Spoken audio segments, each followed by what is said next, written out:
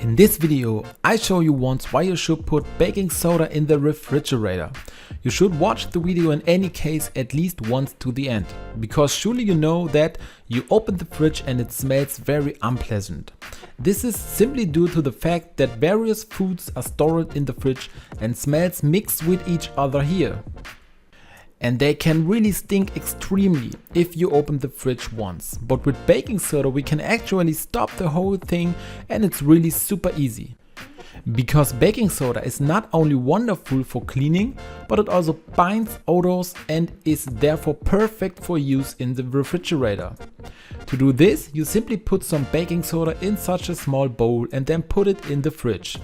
If you don't have baking soda at home, I'll link it to you below in the video description. This small amount of 50 grams is definitely enough now. I just put it somewhere in the fridge. The odors are now bound by the soda and it absorbs them, so to speak, really nicely. So you don't have that stinky or unpleasant smell from the fridge like you had before. The good thing about it is that you don't have to do anything else except put this small bowl in the fridge. After some time you should replace the soda because it loses the ability to bind odors. Exchanging it every 4 to 6 weeks once should be enough, or if you just notice it starts to smell more again. This way you can easily bind odors in the refrigerator, and therefore you should definitely put baking soda in the fridge. If you liked the video, then I would be really happy about a thumbs up.